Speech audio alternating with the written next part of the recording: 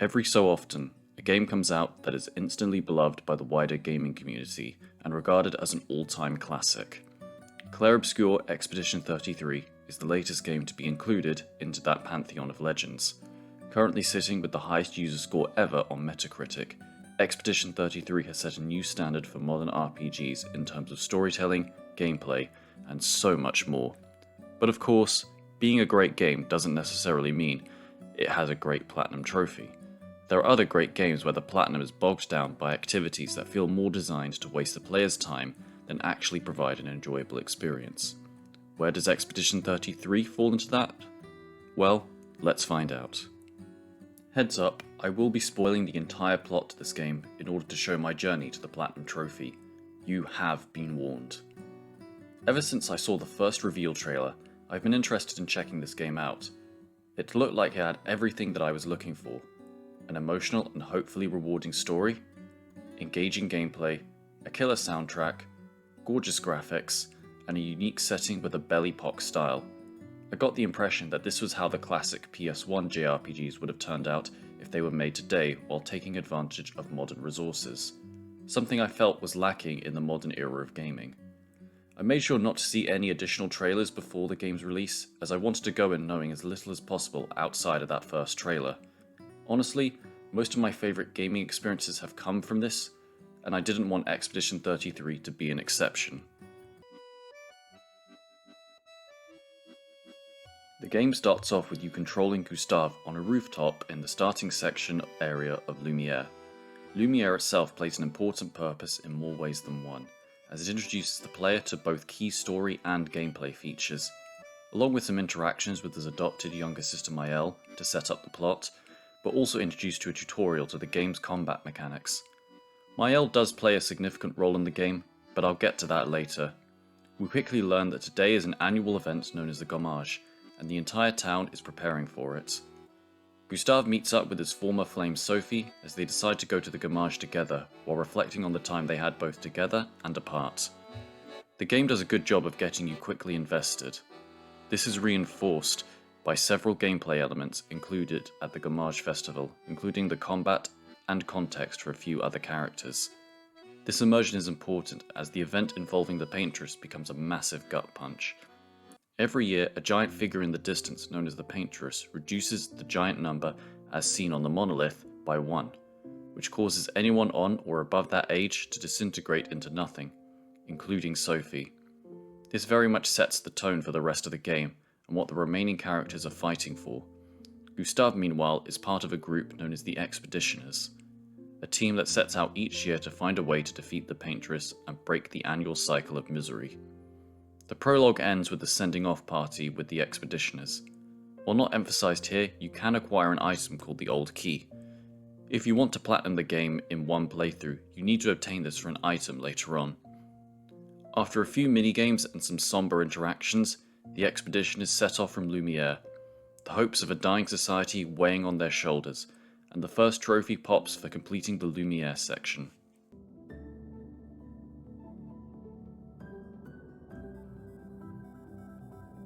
Shortly after the expedition arrive on the mainland, things go very wrong very quickly.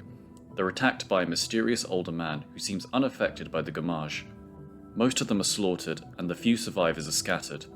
We then wake up and take control of Gustave in an area called Spring Meadows. This serves very much as the remainder for most of the tutorials, and in particular becoming further familiar with the combat. We're also introduced to one of the collectibles in the form of journals, which chronicle what happened to the previous expeditions and what eventually led them to each of their demises. After all the despair, Gustave comes agonizingly close to ending himself when he is reunited with the next party member, Lune, who encourages him to keep going and not let their fallen comrades die in vain.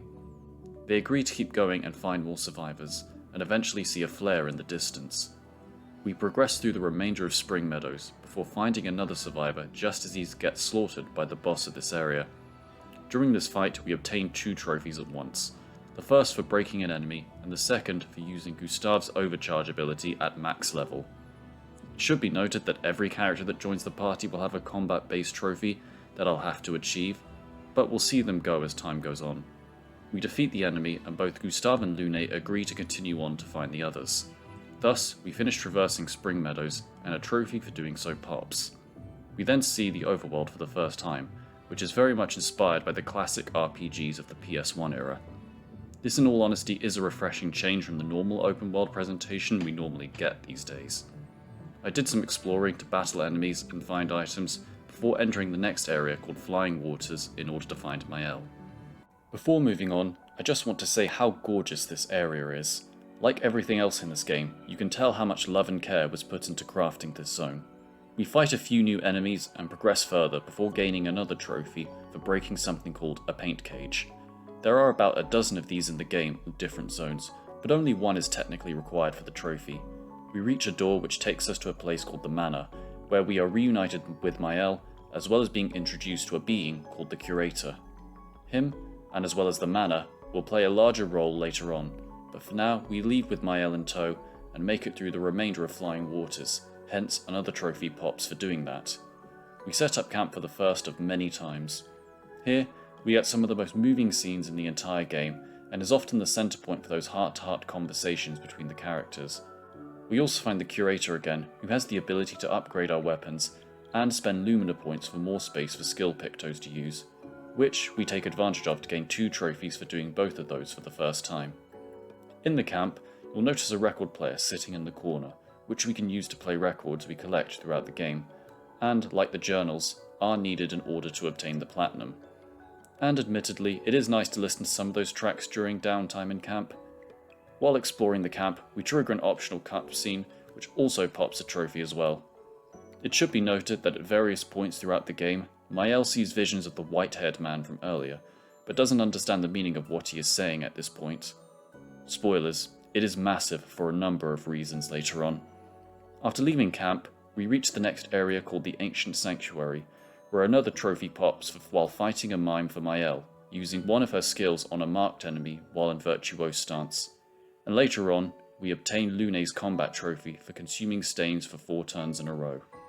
I'd like to take a quick side note about the gameplay. And to this point, it's obvious that every character has their own unique form of combat with their own individual mechanics. It's interesting as it adds depth and variety to different battles, especially when all the available characters join the party. One of the things you might have noticed is the dodge or parry mechanics in fights, which is always available in every fight. Both are useful, but parrying has more benefits as it fills up the meters at the bottom of the character's profile if you get it right, meaning that you'll be open to using more devastating attacks. That being said, parrying is more difficult than dodging, and admittedly it did take a while to master before I transitioned to pretty much only parrying rather than dodging. But since it is possible in every fight, in theory it's possible to beat any enemy including bosses at level 1. In theory. As a result, a lot of the responsibility is shifted to the player to master these skills, since unlike other turn-based games, you can't just hit one button every turn and revert to autopilot. You have to pay attention at all times, which in my opinion leads to a greater engagement and is a massive merit for the game. In order for this game to play as great as it does for modern gamers, it took clear inspiration from the past, which the developers admitted to themselves. Anyway, I digress. Let's get back to the journey. We eventually make it through the Ancient Sanctuary and enter the Gestal village and receive a trophy for doing so. We encounter their leader and have to fight in the combat arena while also exploring the village, including finding another door to the manor. In the arena, we find another member of Expedition 33, CL. We win the tournament and obtain the rights to the password for Esier's lair, who they need to recruit in order to cross the ocean and reach the paintress. We also get another trophy for making it through the Gestal village. After reaching Esier's nest and witness another few poignant moments, we use the password in a humorous cutscene. We traverse his nest before reaching him, who informs us that he no longer has the ability for his powers to carry the party across the ocean, and instead we need to obtain the stone from his neighbour. We do this after more back and forth banter and another boss fight before returning to Esier, only to find out that it's not the correct stone. But instead, we need to find the actual stone in a nearby place called the Stone Wave Cliffs. During this time, we gained 2 further trophies for unlocking Esier and completing Esier's nest. At camp, we talk a few more times, upgrade some more, and see another dark cutscene. In the overworld, we explore a little more, fight a few fights before arriving at the Stonewave Cliffs. It's an interesting dungeon in my opinion, that culminates in one of the more interesting boss fights against the Lampmaster. We defeat it, and now we can finally traverse the ocean and head towards the paintress. At least, it seems that way. Just as Gustav and Mael are having another ponderous moment together, one of the most surprising and shocking moments in the entire game occurs. The white-haired man attacks again, and this time, Gustav dies. He does this while defending Mael, acknowledging his pledge until the very end. This isn't even a fake out, by the way.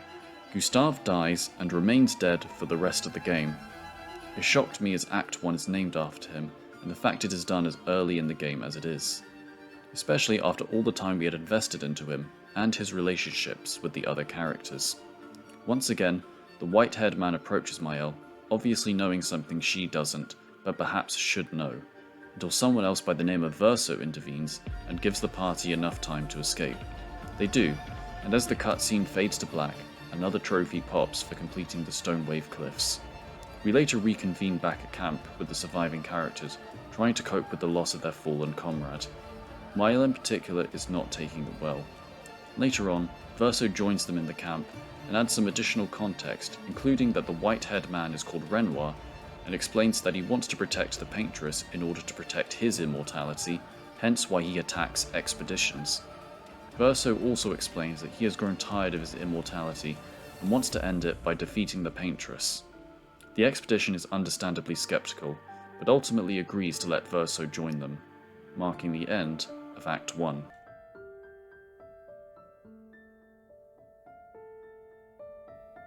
After some customization on Verso, we head off. Gustav's death really did something, as now it becomes very clear that no one is safe in this game, not even the main characters. Anything like this, especially after bonding with the characters this much, is going to hurt a lot. Spoilers, it does. With a heightened sense of fear, we begin our travels into the open seas. I explored more of the open world and did a few battles to adjust to Verso's unique combat, which clearly takes inspiration from Devil May Cry. During which I earned a trophy for reaching rank S for Verso in combat. In Act 2, we also unlocked relationship levels with each character Verso interacts with. This will be important for a handful of trophies later on. It also offers some key insights in character development for each of the party members. That alone makes these worth it in my opinion.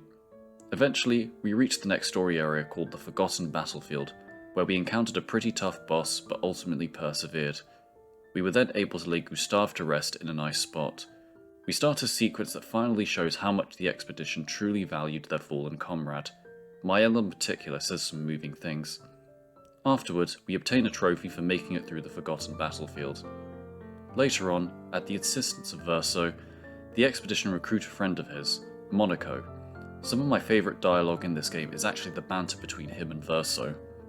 After doing this, we obtain trophies for getting all the playable characters, as well as completing Monaco's station. It becomes clear that there is a barrier protecting anyone from reaching the paintress, and according to Verso, the only way to destroy it is to destroy the paintress's heart, which is currently in Old Lumiere. This is the place where the old key you acquired in the prologue is needed, as it unlocks the door to a secret journal. After reaching and progressing through Old Lumiere to reach the manor at the end, many revelations are revealed, including the fact that Verso is Renoir's son, and the girl in Mael's dreams is called Alicia. Renoir, perhaps inevitably, thwarts their plan before teleporting the mansion which has the paintress's heart away. After all that is done, we receive a trophy for making it through Old Lumiere. Back at camp, with their initial plans in disarray and relationships hanging by a thread, Verso says that they can forge a weapon to break the paintress's barrier by using the hearts of the extremely dangerous Axons. So, our next two objectives become clear. During this process of obtaining the hearts, we unlock another trophy for reaching level 33, as well as unlocking 2 more trophies for defeating each of the Axons. In all honesty, I enjoyed these fights. In particular, the one against Selene is one of my favourites in the entire game. Once those were done, we were finally able to break the barrier and reach the monolith for another trophy. The monolith is one of the longest dungeons in the game and gives you the impression that it's building up to something massive, as we traverse parts that are reminiscent of previous areas we've visited. I also earned another trophy for defeating a boss without taking any damage. Near the top of the monolith, we once again encounter Renoir, who tries to stop us once more. Hence we begin what is in all honesty my favourite boss fight in the entire game. This is partly due to this fight also featuring my favourite song in the entire game. Please go and check this out if you haven't already. During the fight, we obtained another trophy for using 20 foretell during Twilight with CL. Afterwards, we have finally defeated Renoir, for now, and make our way to the top of the monolith to face the paintress. In another revelation, we discover that the paintress is another member of Verso's dysfunctional family. This time she is Verso's mother, Aline, and begs us not to destroy her and hints at something bigger. Regardless of that, the expedition face her, and during the fight we witness some of the most insane attacks in the entire game, like ripping the fabric of reality apart, just so we can parry it. After all that, we finally defeated the paintress, and it looks like our journey is over. We also receive a trophy for it. The expedition returned to Lumiere for a hero's welcome, only for something horrible to happen during the celebrations. In a letter Verso reads, "Not everything is as it seems. In fact, the paintress was protecting Lumiere the entire time, that the real Renoir is the true source of the gamage. We've been chasing the wrong foe this entire time. As we find this out, another gamage seemingly happens, and without the protection of the paintress, the rest of Lumiere is swept away." End of Act 2. After seemingly everyone's death, we wake up in early 20th century France as Maëlle? Well, not really, it's actually Alicia. As it turns out, not everything is as it seems. Turns out, Maëlle was just another version of Alicia within a painted canvas that contains the world the game has been set up in up to that point. I won't go into the full depth of this plot, as it has been covered much better in other videos, but to give some key points, Alicia, Verso, Aline, Renoir, and someone else called Clair are part of the Descendre family. The real Verso is dead after saving Alicia in the fire. The canvas contains the only living memories of Verso left. Alicia, meanwhile, is left with permanent and disfiguring injuries as a result of the fire. Aline and Renoir are currently both in the canvas, fighting for two different purposes. Aline to grieve her lost son, and Renoir to take her and destroy the canvas so the family can finally move on from Verso's death. Because of the two conflicting, the best Renoir can do is carry out the gamage due to fighting with Aline. In the real world, meanwhile, a frustrated Clair actually sent in Alicia to deal with them both, but was overwhelmed by Aline's power. Hence, she was reborn as a creation in the canvas called Maëlle. Hence, with secrets revealed, the final act of the game begins.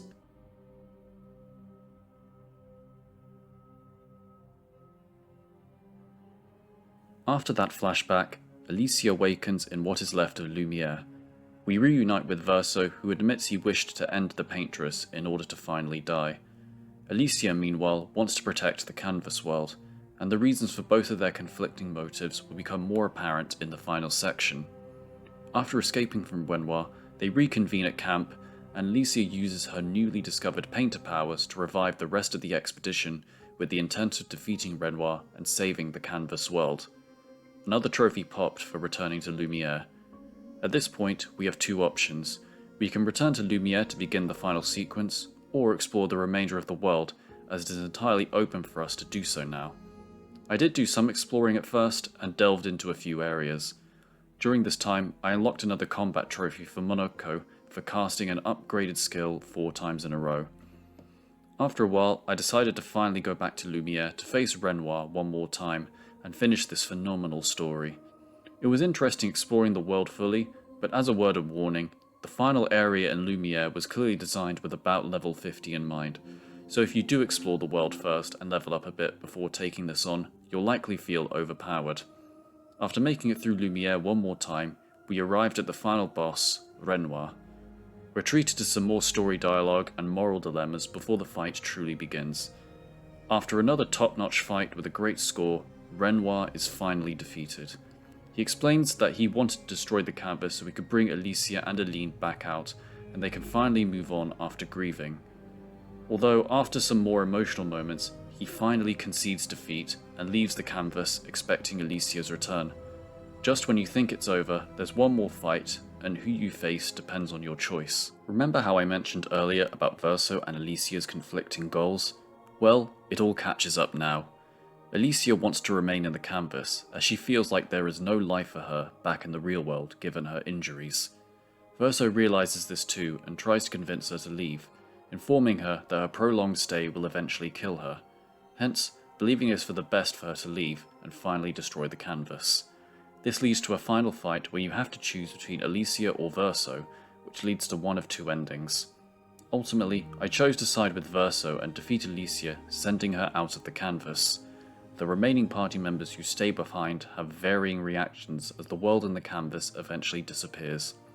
Back in reality, the family come to terms with Verso's death, with Elicia visualizing a somber farewell to her companions from the painting. Thus, the game ends and the story is over. The credits roll and another trophy pops, showing we've reached the end of the story. After that heavy ending and some deliberation, I have no regrets about choosing this ending. It's just my opinion, but I'd rather live in a clear but bleak truth than live in a happy but entirely fake lie, although it's understandable why people would choose Alicia's ending. Either way, this was one of the best stories I've seen in a while, and I hope that Sandfall continues to create more like this in the future. There is hours to discuss about the story, but there are plenty of videos that dissect that much better than I can, so I won't linger on this anymore. It's time to deal with the post-game cleanup and to pick up the remaining trophies. After finishing and processing that wonderful story, I needed to continue with the game. There were still quite a lot of trophies left, as I did pursue the main story over them first. First up, not long after starting the post-game, I got true trophies for unlocking all of Esquier's abilities and for maxing out Verso's relationship with him. 10 minutes later, I was able to receive another trophy for maxing out Ciel's relationship as well. After exploring the world further, I unlocked another trophy for completing all the Gestal games, which are a series of optional minigames hidden throughout the world. I also maxed out Lune's relationship not long after finishing a side quest for it. One of the benefits to reaching max level in relationships is unlocking level 3 gradient attacks, which are some of the most powerful in the game and are useful against some of the super bosses that I faced later on. For now though, after taking on a tough opponent, I used Verso's level 3 gradient attack against it and unlocked another trophy for doing so. Then, after completing another side quest with Monoko, we were able to max out his relationship level and earn a trophy for doing that too. Next, after taking on a dungeon known as the Reacher, we were able to max up Mael's relationship with Verso. During this area, Elicia defeated a painted copy of herself. An important moment in the dialogue between Elicia and Verso afterwards was Verso admitting that he let Gustav die in order to motivate Elicia to defeat the paintress. If you want the trophy for this, you need to tell the truth, otherwise this trophy is locked out. After maxing out all the relationships, I continued exploring the world and doing activities in no particular order. This probably extended my playtime, but ultimately it was my decision to do this rather than solely chase the platinum, as I really enjoyed my time doing it this way. It reminded me of times when I would do the same in older games when I was younger, before the widespread introduction of trophies and achievements in games. That being said, the trophies still kept coming, even if it wasn't at a brisk pace. The next one unlocked was one for beating the chromatic Patank boss on the world map. This was followed a little later by one for reaching level 66. The following day, I beat another major boss on the world map called Sprong and unlocked another trophy for doing so. Next up, I took on another super boss called the Serpent Fair.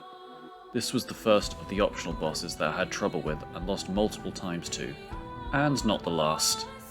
I definitely needed to hone my parrying skills for both the fight and what was to come, but I did eventually defeat it and earned a trophy. 4 minutes later, back at camp, I unlocked another trophy for fully upgrading a weapon using a material gained from defeating the Serpent Fair. Next up was one of the more tedious trophies, which is one for acquiring all of Monoko's skills. There are a lot of these to find, so this is one of the few I would recommend using a guide for if you're struggling with it. But eventually, we did unlock the trophy using the Endless Tower dungeon. Speaking of which, the name does not lie. After spending a number of hours taking on Nevrons at different levels, we were able to beat it and another trophy popped. Beating this tower is also a good way to level up a lot too, and you will need to be at a high level for a couple of the bosses in particular.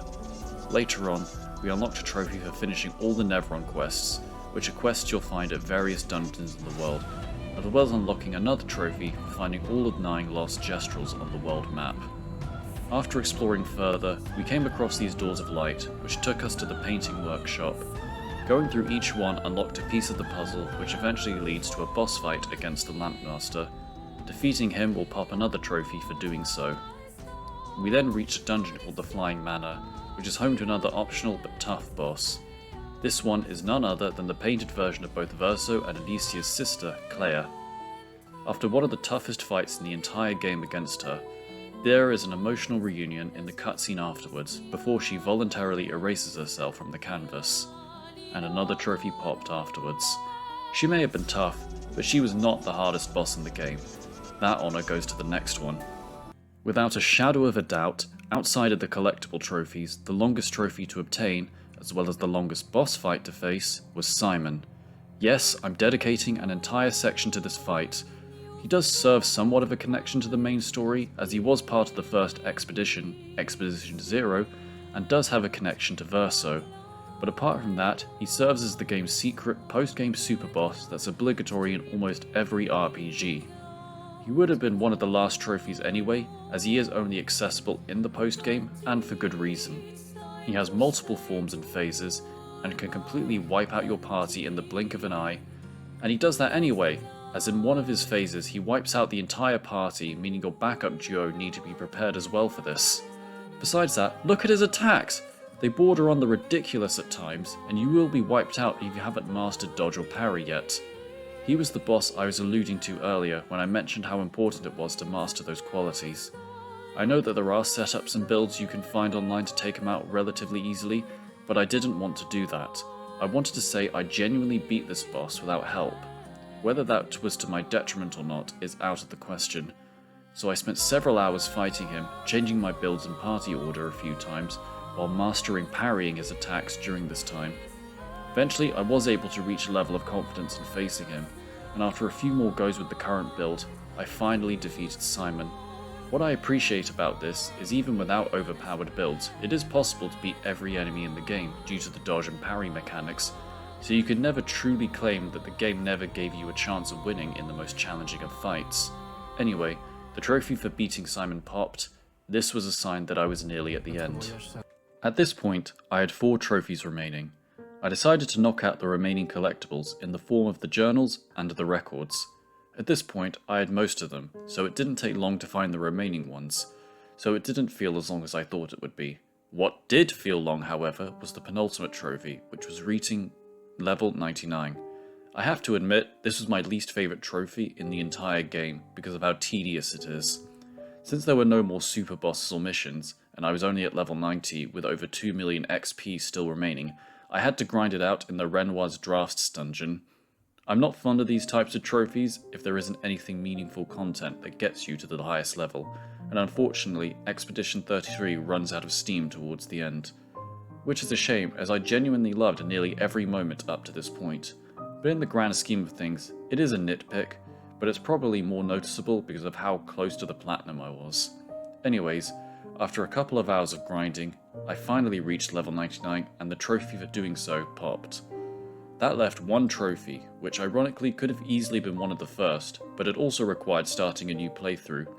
All I needed to do was defeat the mime in the tutorial section in Lumiere when I was still playing as Gustave, who at this point almost felt like a distant memory. But I had mastered parrying at this point, so the mime went down easily, the trophy for defeating him popped, the platinum popped, and my journey was over. 1 platinum trophy and 80 hours later. What did I think of the Expedition 33 experience? Well, one thing I will say is that this game is worth playing regardless of whether you intend on chasing the platinum or not. Without doubt, this is currently the leading contender for Game of the Year in 2025. It does so many things right, from its story, gameplay, and so much more. I mentioned before about how the developers took inspiration from the past in almost every area. This is true, and I think they did it in a way where they used that inspiration to create something new, rather than recycling older tropes. So unlike other games, it doesn't feel outdated when doing this. If you're chasing the platinum, I actually think it's worth playing for too, but I do generally like this genre, so I'm a bit favoured towards this. The biggest test will be just finding the time to go for the platinum, as well as the Simon fight. There are generally a couple of missable trophies, so watch out for those. But anyways, thank you for making it to the end of the video, you absolute legend, and good luck on your gaming journey.